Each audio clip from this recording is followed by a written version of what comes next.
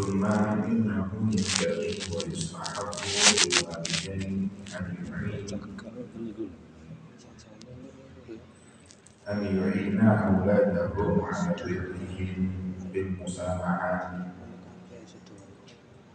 وترك المضايقة في طلب القيام بالحقوق ومجانبة الاستقصاء في ذلك، سيما في هذه الأزمنة التي قل فيها البر والتآلف وفشى فيها العقوق وكثر العقول. فإذا فعل ذلك وسامح أولاده وسلمهم وخلصهم من إثم العقوق مما يترتب عليه من عقوبة الدنيا والآخرة، وحصل له من ثواب الله وكريم جزائه ما هو أفضل وأكمل وخير وأبقى من بر الأولاد. وقد قال عليه الصلاة والسلام: رحم الله والدا عانى ولده على بره. وليحذر الوالدان كل الحذر من الدعاء على ولدهما العاق، فإن ذلك يزيد ضررا وفسادا وعقوقا، ويعود بعض ما يتولد من ذلك من الضرر على الوالدين في الدنيا، ودعاء الوالد مستجاب، وينبغي له أن يدعو له ولا يدعو عليه، فقد يصلح الله ببركة دعائه فيعود بارا وينتفع الوالد ببره وتقر عيناه به ويفوز الولد بثواب البر ويسلم من إثم العقوق، والله الموفق والمعين. بسم الله الرحمن الرحيم. الحمد لله رب العالمين، والصلاة والسلام على أشرف الأنبياء والمرسلين سيدنا ونبينا محمد وعلى آله وصحبه أجمعين. أما بعد. Hadirin jamaah Majelis Taklim Masjid Al-Falah yang dimuliakan oleh Allah. Dari beberapa pertemuan kita yang telah lalu telah mengkaji dan membahas tentang pentingnya birrul walidain, bakti kepada kedua orang tua.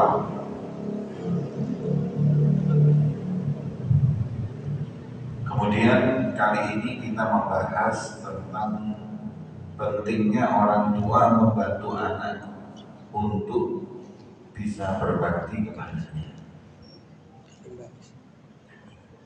Beliau mengatakan seperti ini: disunahkan untuk kedua orang tua membantu anak-anaknya agar berbakti kepadanya dengan cara satu, sering-seringlah memaafkan anak. Memang anak ini karena masih muda, belum sempurna akalnya, belum berpikir dengan pikiran yang luas dan panjang, hingga kadang-kadang masih terbawa oleh hawa nafsunya atau mungkin temannya, hingga kadang kurang ajar dengan orang tua. Sebaiknya orang tua itu jangan mudah kecewa, jangan mudah marah, tapi mudah memaafkan anak tersebut. Wa tarkil mudhayyaqah fil qiyam fi talabil qiyam bil huquq, dan juga jangan orang tua itu menuntut anak untuk melakukan hak orang tua dengan sempurna. Kurang lebih. Memang istimewa kalau anak masih muda terus baik sama orang tua, bakti sama orang tua, ini istimewa. Tapi kadang-kadang itu nggak mudah seperti yang kita bayangkan. Makanya jangan dituntut berlebihan ini anak. Kalau kadang diperintahkan sesuatu dan dia kurang mau, maafkan. Jangan terlalu dipaksa kamu nggak bakti sama orang tua, kamu kurang ajar, kamu enggak. Biarkan dia itu berpikir, biarkan dia itu menyempurnakan akalnya. Pilihan anak-anak zaman sekarang yang bakti sama orang tua ini pilihan. Kebanyakan itu memang seenaknya sendiri. Makanya jangan terlalu ditekan. Tapi kadang-kadang durhakanya anak ini di zaman sekarang justru karena didikan orang tuanya. Contoh, tidak disekolahkan di sekolah yang benar, disekolahkan di sekolahan yang kumpulannya nggak baik, hingga akhirnya kurang ajar sama orang tua. Tidak ditanamkan ilmu agama, hingga akhirnya nggak kenal birrul walidain.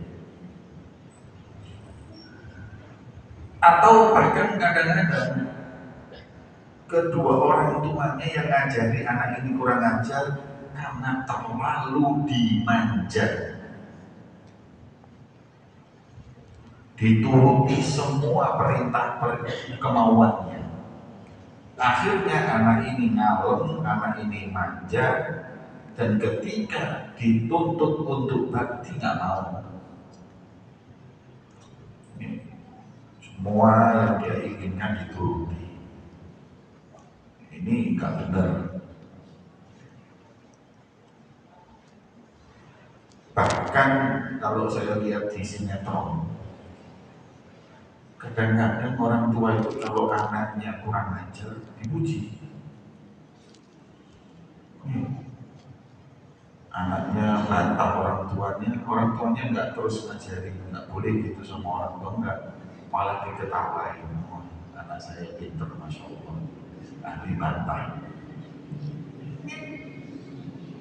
Jadi kalau lihat anaknya itu kurang adab ini, malah diketawain.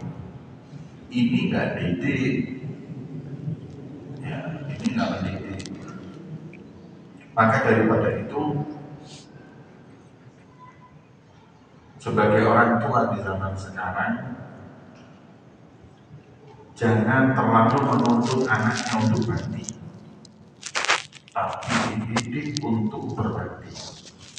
Kalau masih kurang, sabar, doakan, didik terus, sekolah dengan baik, kumpulkan sama orang yang baik. Kalau masih kurang ajar, doakan. Karena nggak ada doa yang paling mustajab seperti kedua orang tua. Dan kalau kedua orang tua itu doa sama anak, itu katanya Nabi seperti doanya Nabi kepada umatnya. Siapa fi hadhil asminah, lebih-lebih di zaman sekarang, yang zaman ini sangat minim bakti dan orang-orang yang bakti sama orang tua. Makanya katanya Habib Zain bin Ibrahim bin Smith, pokoknya zaman sekarang kalau mau jadi wali itu kuncinya selain kewajiban semua sudah dilaksanakan adalah kita banyak sholawat sama Nabi plus bakti sama orang tua, cepat jadi wali. Dua ini, kita sholat, iya, kita zakat, iya, kita puasa Ramadan, iya.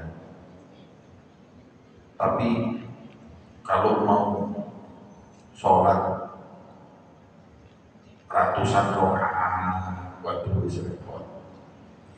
Kalau mau qiyamul lail sampai 40 tahun sholat subuh dengan wudu isya kayak Imam Abu Hanifah, repot. Terus gimana untuk cepat mendapat kedudukan yang tinggi? Selain kewajiban dilakukan adalah bakti dengan orang tua dan banyakkan sholawat kepada Rasulullah SAW. Insya Allah derajat kita cepat naik.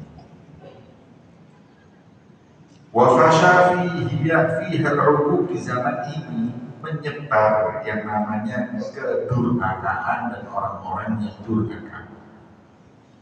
Banyak Kalau kita lihat berita sekarang ini, waduh lebih parah dari zaman jahiliyah. Anak nuntut orang tuanya masuk penjara gara-gara uang. Ada. Ini anaknya itu sudah pinter ilmu hukum, S1, S2, bapaknya ilmu hukum. Dilaporkan, ada kemarin nyebar kemarin. Lebih dari itu, anak bunuh orang tuanya. Anak bunuh orang tua, nyakitin orang tua. Ada yang cuma gara-gara minta uang gak dikasih, minta motor gak dikasih, orang tuanya dipukul, orang tuanya dibunuh. Ini banyak berita kayak gini sekarang. Ini zaman sudah seperti ini. Lah kalau kita ingin punya anak seperti Imam Syafi'i, karena Habib Ali bin Muhammad al-Habsyi yang begitu patuh sama orang tuanya, ibunya khususnya, kayak Syekh Abdul Qadir Jailani, ya repot gitu. Zaman sudah kayak gini. Fa'idha fa'ala dzalik wa samah auladahu, kalau anak kita sampai berbuat sesuatu yang menyebabkan durhakanya anak itu, maka orang tua itu kalau memaafkan anaknya berarti menyelamatkannya justru. Wa khallasahu min ithmil hukum, dan membebaskannya dari dosa kedurhakaan kepada orang tua. Yang dosa orang durhaka itu efeknya adalah hukuman dari Allah di dunia hingga akhirat. Jadi kalau umpama anak kita ini durhaka sama kita maafin, akhirnya dia nggak jadi durhaka, yang mestinya dia dapat hukuman dari Allah dunia sampai akhirat batal gara-gara kita maafin dia. Maka kita dapat pahala nyelamatin anak. Wa hasala min thawabillahil karim, dan kita mendapatkan pahala dari Allah dan mendapatkan karim jazaihi, pembalasan yang mulia dan yang lebih afdal dan sempurna dan lebih baik dan lebih kekal daripada baktinya anak kepada kita. Jadi gini, anak kita kalau bakti sama kita itu yang dapat pahala anak. Tapi kalau kita sabar memaafkan anak kita yang durhaka dengan kita yang dapat pahala.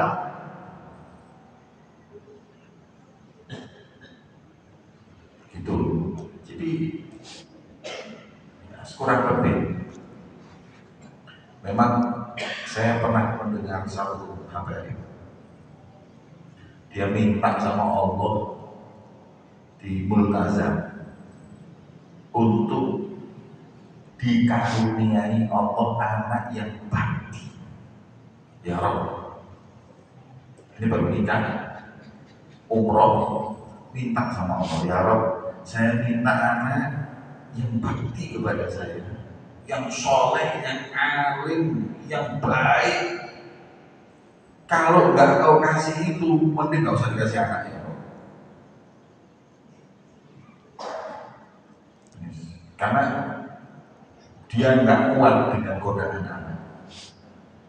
Itu doanya di Multazam, dan alhamdulillah sampai detik ini usianya sudah 90 tahun nggak punya anak. Nggak punya anak. Kalau mau punya anak sempurna, nggak durhaka, nggak kurang ajar sama sekali, nggak ini. Katanya Allah ya sudah, naik boleh kok nggak nemu ya akhirnya nggak dapat. Saya mau punya anak yang kayak Habib Ali Habsyi. Kalau enggak Habib Ali Habsyi. Habib Ali Habsyi itu saking baktinya sama orang tua, sampai dia ngomong, kayak ibu saya kalau ngomong bahwa saya ini bukannya, saya ngaku bukan. Dan kalau saya dijual di pasar, saya ngomong saya siap, saya bukannya orang ini. Nah kalau punya mana ada kita mau punya anak kayak gitu? Sanggup telaten murid-murid apa ini? Padahal anak wis di pondok. Akhirnya dia minta anak sempurna, gak dikasih sama Allah. Udah sampai detik ini gak punya anak. Maka itu hadirin yang dimuliakan oleh Allah, jadikan ketika anak kita itu kurang baik, jadikan itu adalah lahan ibadah kita untuk mendoakannya, terus mendidiknya, sabar kepadanya, memaafkannya, agar kita terus dapat pahala.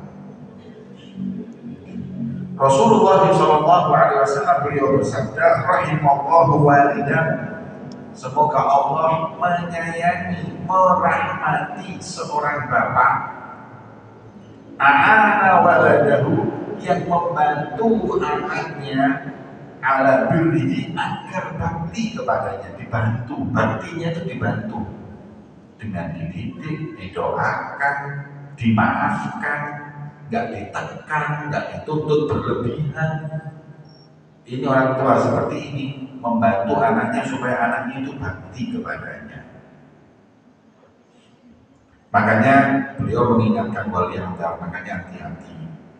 Kedua orang tua dengan sepenuhnya hati-hati. Jangan sampai doakan buruk kepada anaknya yang durhaka.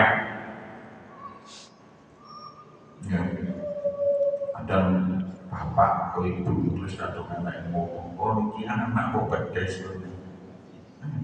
ngomong gak bisa diatur. Jadi anak itu, aku pedes sama anak kipong. Jadi jangan dicaci maki, jangan didoakan buruk. Hati, jangan pernah mendoakan dan jangan pernah nyumpain anak. Oh, nek gak nurut aku tak dongan kecelakaan. Terus kecelakaan temenan jeder sing biayai sapa? Nyesel akhirnya. Oh, tak dongan mau soro uripmu, sengsara hidupmu kalau gak nurut. Akhirnya sengsara. Ketika doanya bapak atau ibu itu dijabai oleh Allah, anaknya sengsara, dia yang repot. Makanya orang tua kita dulu, bapak saya dulu, mbak saya, itu kalau apabila anak nakal itu selalu dibilang gini, Allah yang nek namun gue ini kan nurut semua, muka-muka Allah jogo gue. Ngamuknya itu doa yang baik. Allah yahdi, muka-muka diparingi hidayah buat. Itu doa baik. Jangan didoain yang buruk, apalagi biasanya ibu-ibu ini kalau sampai rabi dariku tak haram no anak air susu, banyu susuku si bendo tak haram no. Jangan. Dalam kitab itu disebutkan apa yang menyebabkan rezeki itu dicabut keberkahannya oleh Allah. Ada beberapa perbuatan yang kalau kita lakukan berkahnya rezeki itu diambil sama Allah. Jadi rezeki ini serok, rezeki ini gak barokah. Di antaranya nyumpahin anak dengan sumpah yang gak benar. Jangan. Jadi kalau kita marah-marah sama anak itu, jangan sampai kita doakan buruk, mustajab bro. Khususnya itu ibu-ibu.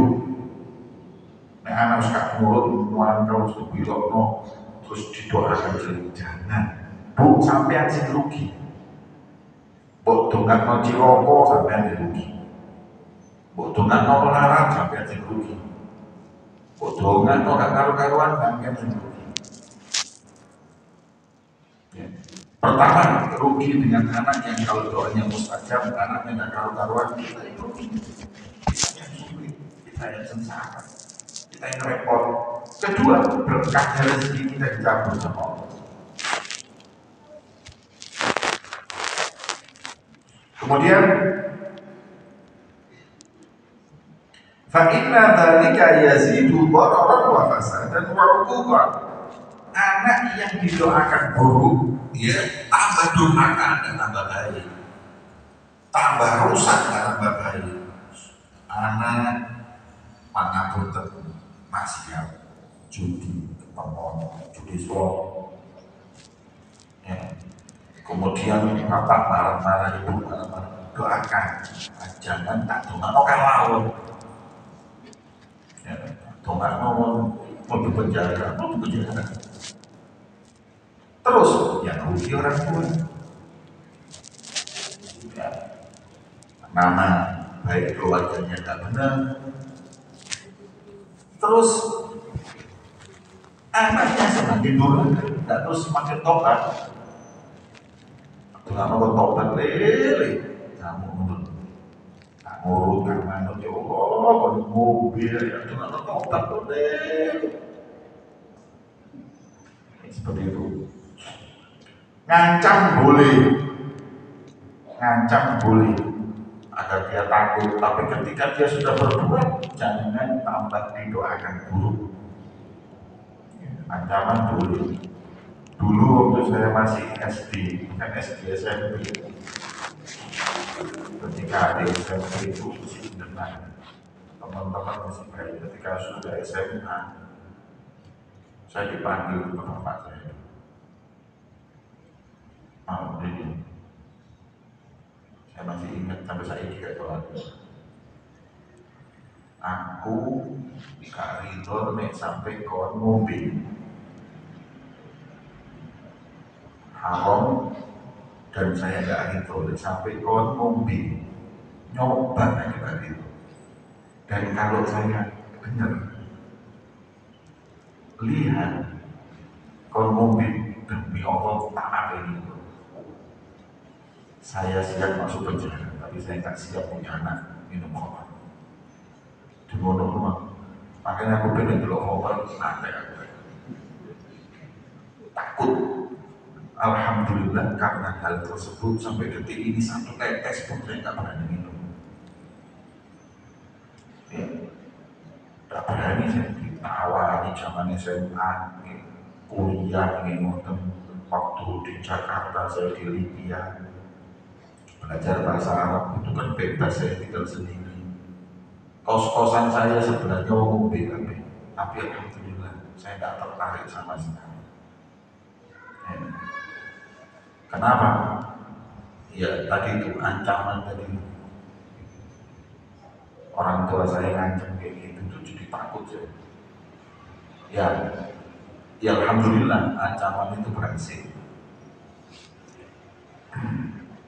Kayak orang ceritanya suami istri. Ya. Ada suami istri itu, istrinya lihat kucing itu nyolong iwan, pokoknya ngomel-ngomel di kucing. Terus kata istrinya, Cici. Kemudian besoknya gitu lagi kucing, loro. Besoknya gitu lagi, telur. Diambilkan ikan, dikasih racun. Kasih racun, dikasih ini makan. Mati gitu kucing. Kata suami, wajar dan juga kucing. Terus waktu makan sama istrinya, suami ini makanannya istrinya kurang enak, ngomel suaminya. Ini mana gak kena, kata istrinya, Cici.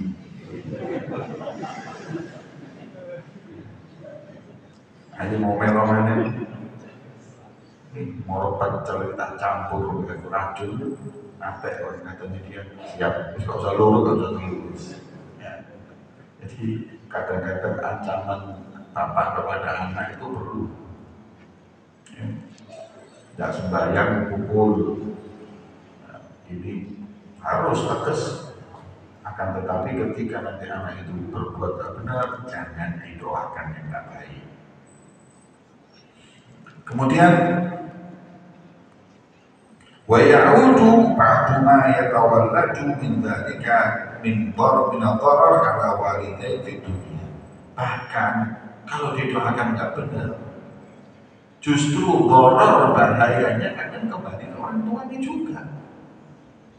nanti masuk penjara, yang repot ya kita, ini kita ya, harus bayar, harus ini, kena narkoba. Kalau coba kode-kode narkoba, kalau sampai dulu zaman saya masih muda itu, masih SMA itu, mulai kenal rokoknya, dan saya sudah dibilang sama orang tua saya, ojo rokokan, jangan rokok. Tapi ya jadi ngarep orang sini-sini tahu. Ojo mana sini-sini tahu kadang-kadang bodes itu hubungan. Yang itu larang. Lebih nyoba-nyoba. Kemudian apa namanya? Akhirnya ada yang ngomong gini sama saya. Kok di sini-sini tanpa ketemu? Mending mau rokokan apa jangan? Justru itu aman. Orang nggak perhatian. Iya, di gandean malam cilik, nyoba nekat tak boleh jalan rokok. Subhanallah, suka beca. Dan saya nggak tahu merokok di logo bareng jedok. Rokokan kok, udah banget. Coba kan. Itu loh, tidak ngomong ini rokok di jangan belum betul. Sampai bapak saya itu guyu loh saya. Untuk orang kecuali ngoyo aku bilang, tidak apa sumpah demi Allah, belum betul rokok itu. Meminta pisu di kocok, kurang ajar ya ibu berarti. Mending sini tanah ya. Itu sudah saya tahu itu. Ini tidak boleh merokok. Akhirnya sudah tak kuat tempat saya rokok, akhirnya hati-hati bisa rokokan. Seperti itu. Jadi dididik dulu, tapi ketika sudah tidak bisa dibilangi, dan ini bukan maksiat, istilahnya bukan haram yang mujma' alaih seperti khamr, seperti zina, seperti narkoba dan lain-lain. Harus berhenti kalau bisa, Alhamdulillah bisa berhenti mondok di Hadromut waktu itu bisa berhenti, alhamdulillah. Karena rokokan di santri, santri di rokokan pikirannya rusak. Mondok pikir kapan rokokan, terus itu rusak. Jadi kalau ini lepas enak. Itu zamannya saya masih mondok di Malang, masih pikir coba colok itu jadi muter daya upaya untuk opo supaya rokokan. Dan tidak enak juga, apalagi sudah ketagihan. Makanya santri saya sarankan jangan sentuh, jangan coba rokok. Ini kepepet, ojo disedot, panganan aman gue. Kemudian doaul walad, doaul walad, dan doanya orang tua mustajabun, sangat diijabahi oleh Allah. Fayabaghi lahu an yad'u lahu wa la yad'u alaihi. Makanya kalau doanya bapak ibu itu mustajab, doanya yang baik, jangan doakan yang buruk. Mungkin ditobat oleh semoga kotor. Nah itu lebih baik daripada didoakan yang tidak benar. Faqad yusri'u Allah bil barakati, dan banyak sekali anak ini jadi baik karena doa orang tua. Itu paling banyak. Saya pernah baca kitabnya Imam Sya'rani. Siapa yang nggak tahu Imam Sya'rani? Sufi, alim, bahar. Bukan kelas ulama-ulama yang biasa ini. Alim, pinter di zamannya. Kitabnya sampai sekarang dibaca di mana-mana. Al-Aqwamul Qudsiyah, Al-Anwar fi Suhbatul Akhyar, Al-Anwar Muhammadiyah, dan kitab fikihnya, kitab akidahnya, banyak di sini. Alim, ngeluh punya anak gak mau nyantri, tapi keluhannya bukan anaknya nakal, gak mau ngaji. Ini penyakitnya ulama, bukan penyakitnya, kendalanya ulama itu punya anak gak mau nuntut ilmu. Kalau bapaknya kiai terus anaknya bisa jadi kiai itu masya Allah itu hebat. Kadang-kadang kalau sudah bapaknya kiai, anaknya ini nuntut ilmu itu males karena apa? Bapaknya untuk mendapatkan kedudukan itu harus nyantri nuntut ilmu. Anak Gus Kiai tanpa itu sudah dapat warnanya Habib, warnanya Kiai, dihargai orang. Jadi dia nggak usah repot-repot kayak bapak ilmu jahadah, itu nggak perlu. Sampai lihat aja pondok pesantren, Gus-gus ini dihargai, anak-anak Kiai dihargai, pondok dimanapun dihargai. Jadi dia sudah biasa dengan dihargai orang, walaupun tanpa ilmu, jadi malas akhirnya. Tapi kalau kita yang bukan anak kiai, bukan anaknya ulama, itu justru aku gak dihargai, gua kecuali ilmu. Di situ lah dia nuntut ilmu, ngapalin Quran dan lain-lain. Makanya kalau sudah ada bapak alim, anaknya alim, cucunya alim, hebat. Itu disebutkan itu oleh Imam Sya'roni. Ya, penyakitnya ulama itu punya anak malas nuntut ilmu. Nah, Imam Sya'roni ini marah-marah terus sama anaknya. Tidak mau nuntut ilmu, ayo ngaji, tapi nggak ada semangat. Sampai pasrah, Imam Sya'roni ini pasrah.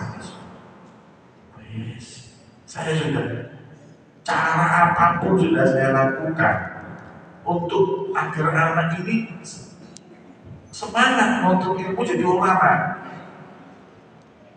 Akhirnya suatu saat dia berpasrah sama Allah, di tengah malam dia bangun tuh.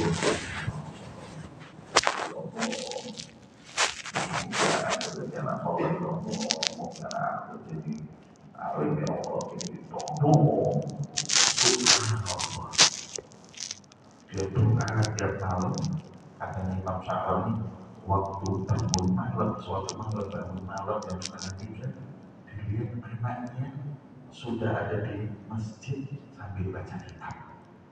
Dari situ dia aku salah, karena aku bersandar dengan diriku untuk dia jadi orang alim. Ketika saya bersandar sekarang sama Allah, doa untuk anak saya berhasil anak saya ibadah. Waduh, tidak mudah hadirin. Ya, seorang alim ulama untuk membuat anaknya jadi alim tidak mudah. Perlu pengorbanan yang besar. Lebih mudah anaknya orang biasa. Lebih mudah anaknya orang biasa. Itu saya punya pondok. Kadang ngajari anaknya orang itu lebih mudah daripada ngajarkan anak sendiri.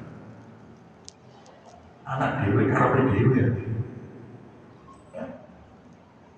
Kalau santri itu biasanya nakal di pendeli, atau di anak itu diberi bisa dimarahi takut. Kalau anaknya sendiri nantang, jadi sulit. Makanya ya harus usaha terus doain.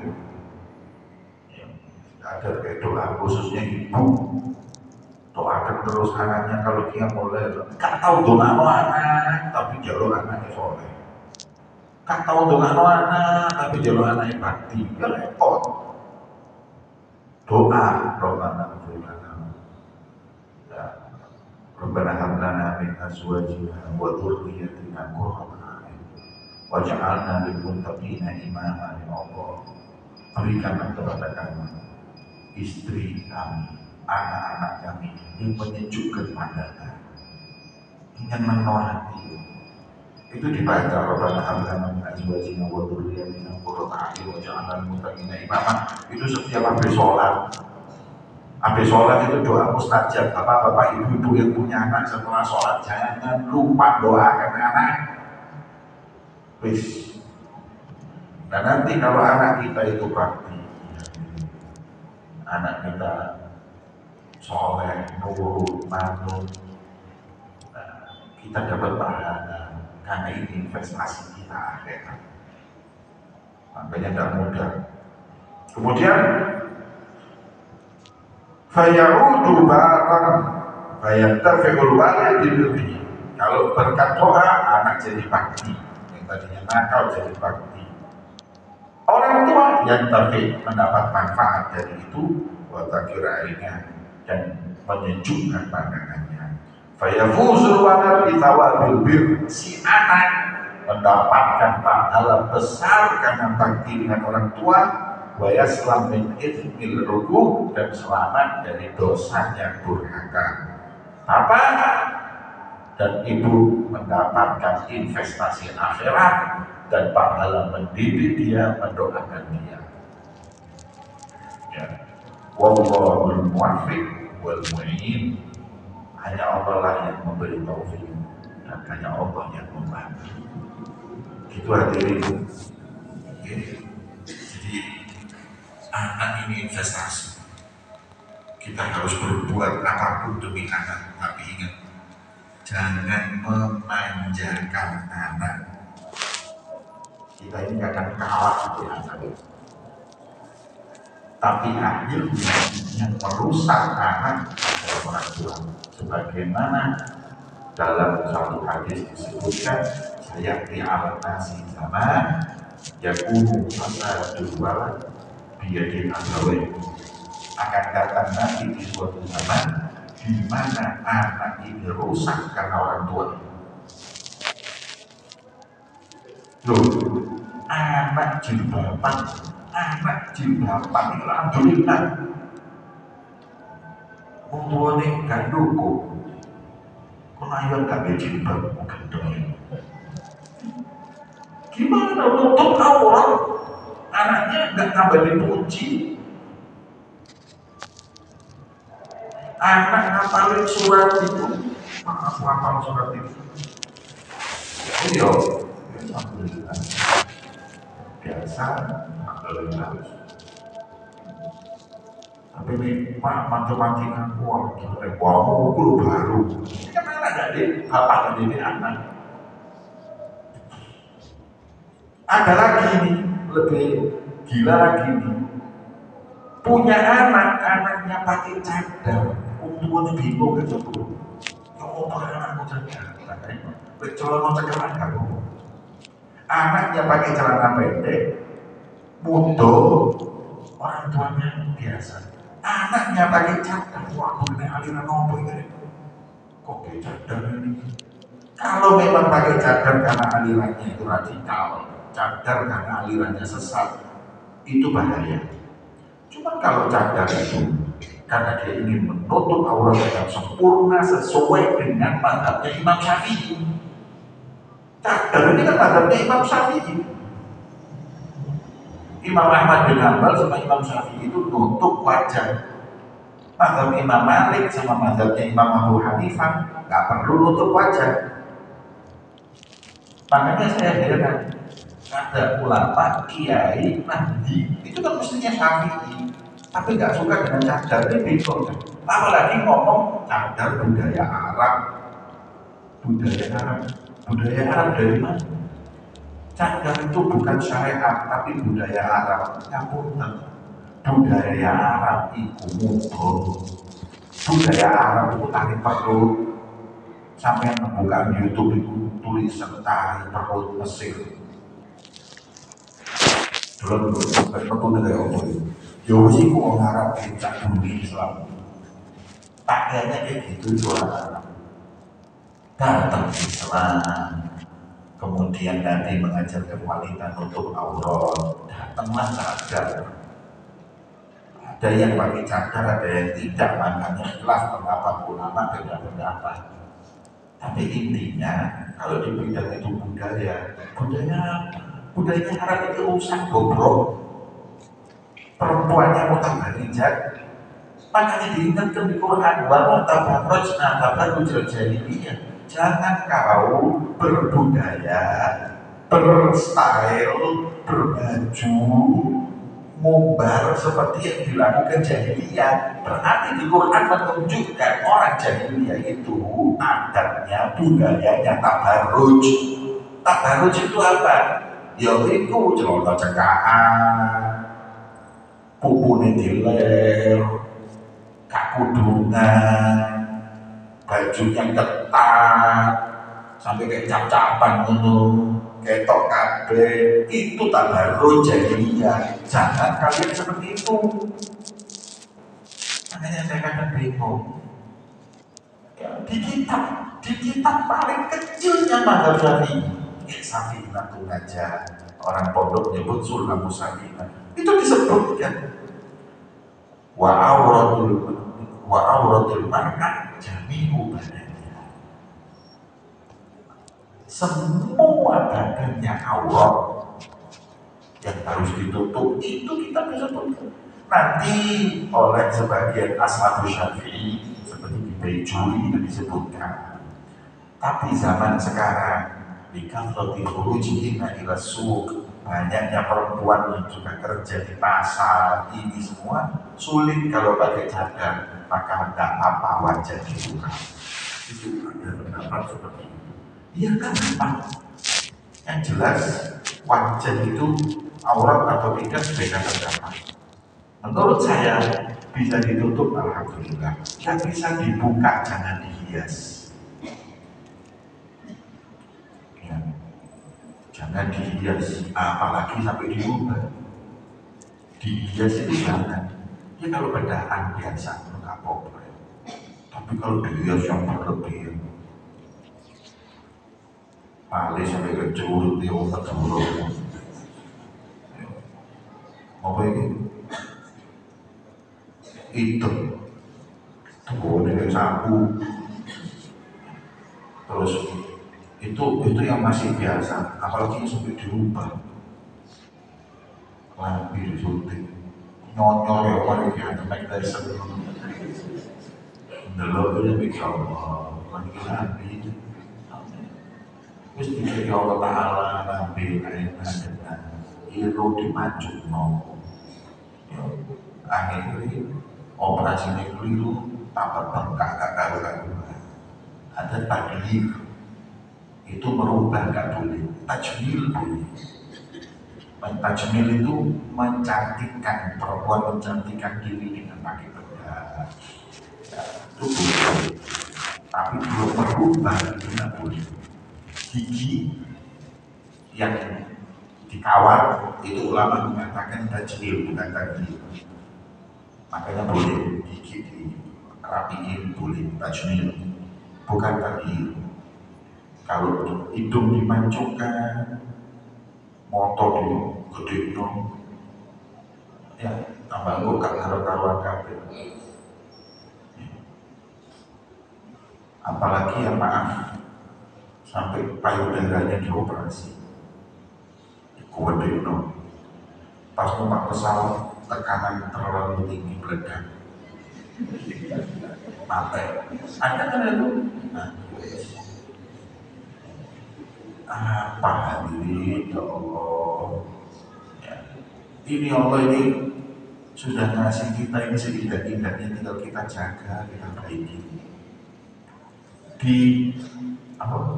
semir rambut boleh, dihitamkan itu perempuan banyak uban, dihitamkan agar nampak cantik di depan istri, di depan suaminya.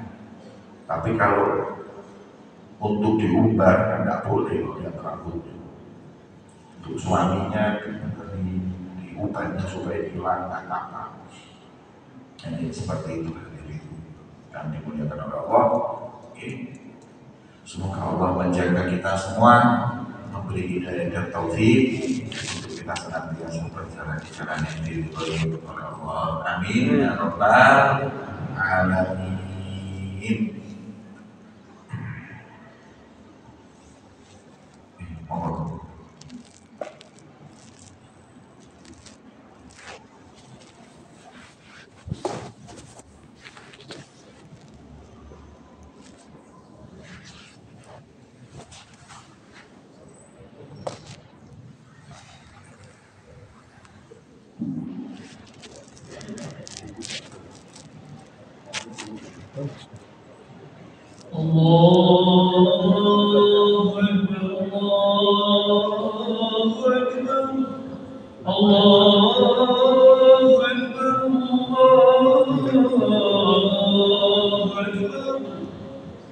أشهد أن لا إله إلا الله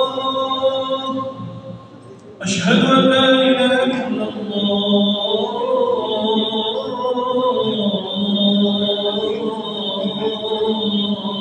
الله أشهد أن محمدا رسول الله أشهد أن محمدا رسول الله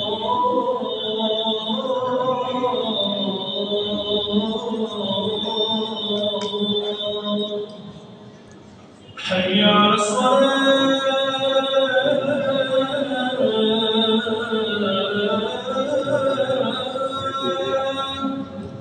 حي على الصلاة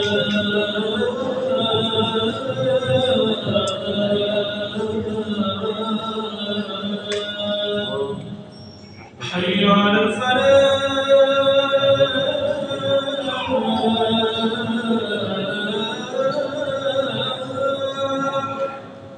حي على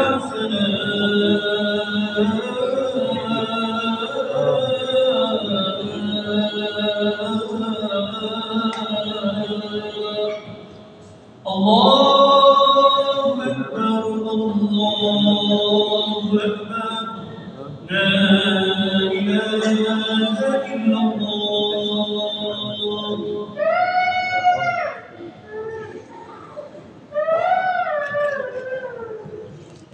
الله أكبر الله أكبر أشهد أن لا إله إلا الله أشهد أن محمدا رسول الله حي على الصلاة حي على الفلاح قد قامت الصلاة قد قامت الصلاة الله أكبر الله أكبر لا إله إلا الله استووا واعتدلوا وتراصوا يرحمكم ويرحمكم الله، استووا فإن